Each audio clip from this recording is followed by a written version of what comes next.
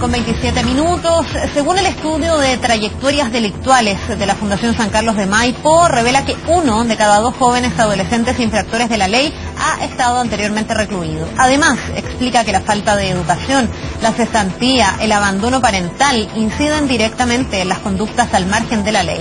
Vamos a conocer más detalles. Estamos para eso con el gerente general de la Fundación San Carlos de Maipo, Marcelo Sánchez. Marcelo, bienvenido. Muchísimas gracias por estar con nosotros. No, gracias a usted. A ver si puedes partir contándonos detalles de este estudio, de qué manera llegan a estas conclusiones donde se ve que el medio de los jóvenes infractores tiene mucha incidencia en la carrera delictual. ¿Cómo llegan a esa conclusión? A ver, este es un estudio que desarrolla el Instituto de Sociología de la Universidad Católica con el apoyo del CONICYT y de la Fundación San Carlos de Maipo.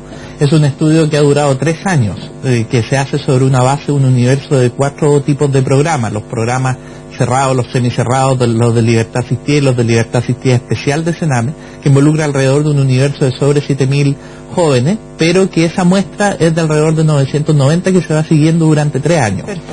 Por lo tanto, es lo que se llama un panel ómnibus, un estudio longitudinal de seguimiento, y que se fundamenta en que uno va realizando un recontacto de esas personas y va viendo cómo fue su comportamiento una vez que han ido saliendo de haber cumplido esas penas que están tipificadas en la ley 20084. Ahora, ¿de qué edades estamos hablando, Marcelo? Esto se empieza a aplicar porque aquí tenemos distintas categorías delictuales, por decirlo así. Aquellos que están bajo los 18 años, aquellos que están sobre los 18 años, aquellos que están bajo los 14. Es importante hacer una distinción que la ley penal adolescente establece este tipo de penas para los mayores de 14 años y menores de 18 años. El foco de este estudio está efectivamente en este grupo. No obstante que hay, especialmente en el sistema semicerrado, algunos chicos que han sido condenados estando cerca de los 18 años, pero que en el cumplimiento de la condena son mayores de 18 años. Entonces, distinguir en primer término que la ley penal adolescente se establece como un sistema distinto de la ley penal adulta, no porque las penas sean de menor cuantía, sino porque tiene un objetivo distinto que tiene que ver con la reinserción, que tiene que ver con la rehabilitación. Entonces nos quisimos preguntar si es que efectivamente este sistema estaba cumpliendo con aquello que decía, si se lograba reinsertar a los niños a la sociedad, a los jóvenes a la sociedad, si estaban rehabilitándose.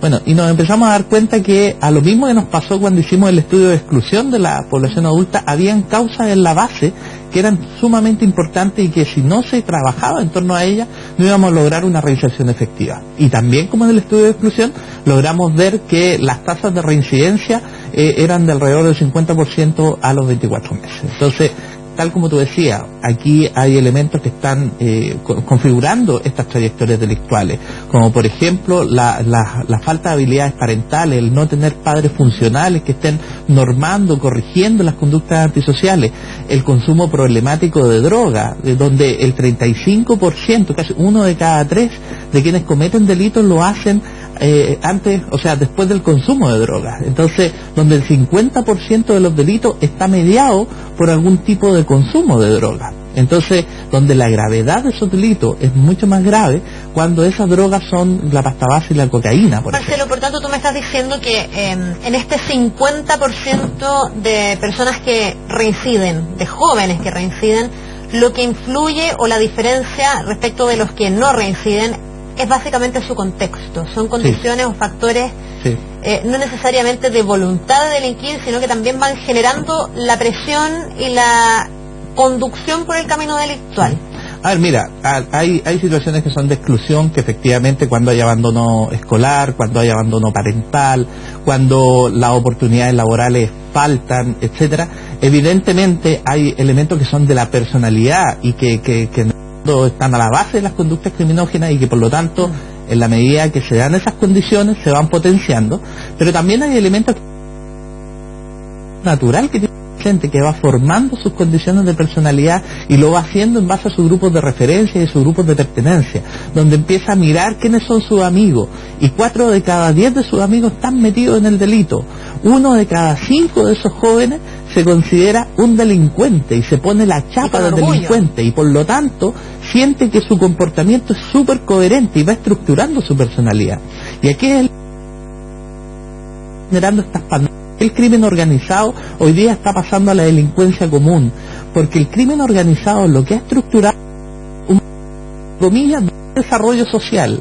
Es decir, utiliza las herramientas del desarrollo social, el dar oportunidades, el entregar habilidades y el dar reconocimiento, pero lo utiliza negativamente. Entonces, el chiquillo, cuando ve que hay una oportunidad para delinquir, para ser sapo, para ser soldado, para resguardar el orden de una banda criminal, y es reconocido por eso y es validado por eso, bueno, se siente parte del grupo. Tiene que ver con la autoestima. Y va construyendo su identidad. Y eso es lo que hace diferente un sistema penal de otro, porque cuando hablamos del sistema penal adolescente y juvenil, nosotros tenemos que poner el énfasis en la rehabilitación, en modelos de cambio conductual, y eso es lo que no está pasando. Ahora, yo lo que más me pregunto es qué hace la diferencia, porque probablemente en el 50% que no reincide, y donde sí estaría cumpliéndose el objetivo de la rehabilitación y la reinserción social, probablemente también hay factores como estos. Sí, por supuesto. Y probablemente también hay historias de abandono y padres que también han tenido carrera delictual y amigos que también te consideran súper choro porque eres un delincuente.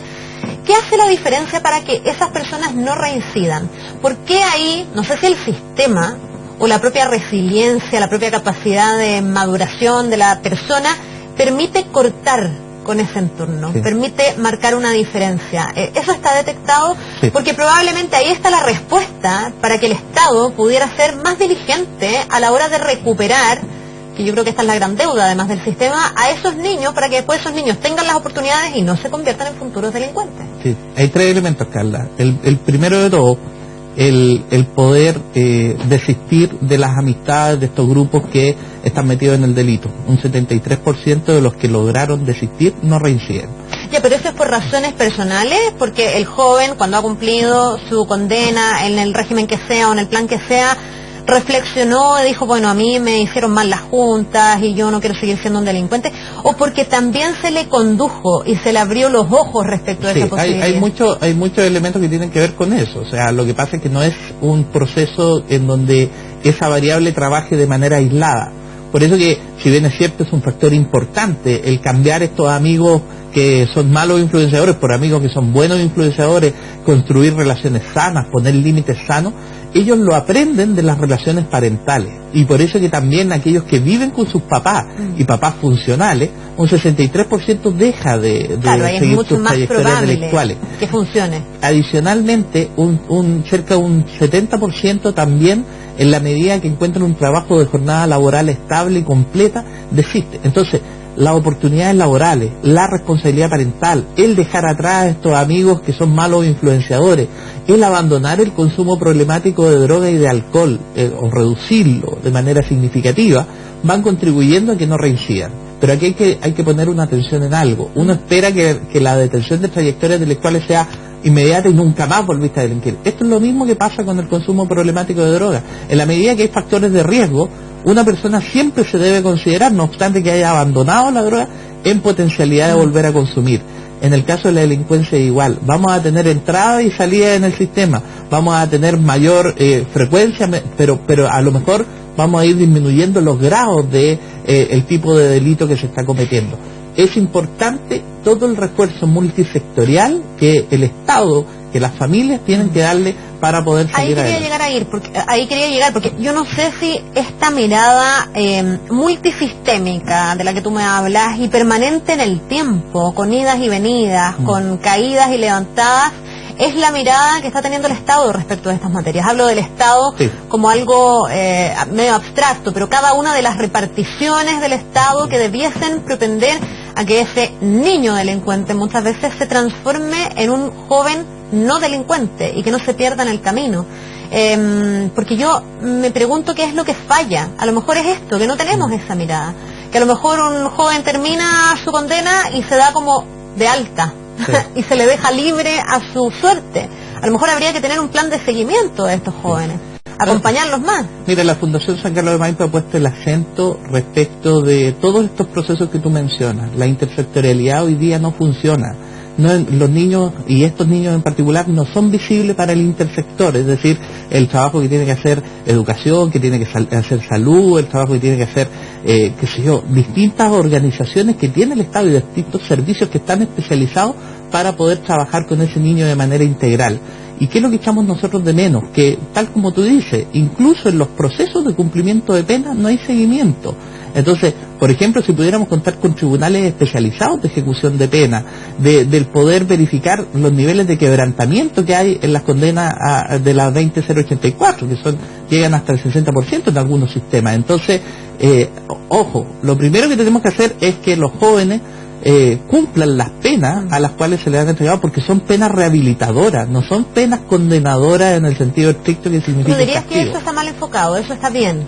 Yo creo que nosotros tenemos que profundizar el seguimiento de las penas que se están efectivamente entregando por parte de los tribunales, y que hayan tribunales especializados de ejecución de penas que permitan que se provoque el cambio de la reinserción que se requiere.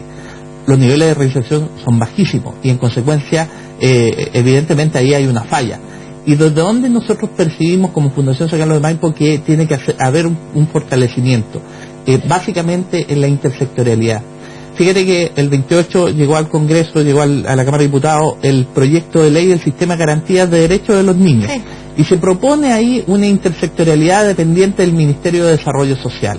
Nosotros creemos que le falta muchísimo a ese proyecto, porque ese proyecto establece que los mismos servicios, que la misma intersectorialidad que se da en los ministerios, se va a dar en función de las realidades presupuestarias existentes en cada servicio. Y eso es claramente deficiente. Si tú miras la cantidad de jóvenes y adolescentes que requieren tratamiento de drogas versus las coberturas que se proponen, es claramente insuficiente. Y en consecuencia, el Estado tiene que ponerse las pilas para que esta intersectorialidad sea verdadera, haya recursos vinculantes, se puedan garantizar estos derechos para que finalmente podamos invertir en verdadera reinserción de estos jóvenes. Si queremos parar la victimización, si queremos parar la delincuencia, tenemos que ir a las causas. Dejemos de centrarnos en los efectos. Tenemos que potenciar el rol intersectorial, preocuparnos de los niños que desertan de los colegios. Más de 100.000 niños están en riesgo de deserción permanente. Acá en este grupo, 1/3 no había terminado su educación básica, no había terminado su educación media. Entonces, claramente ahí el Estado es donde tiene que poner el foco.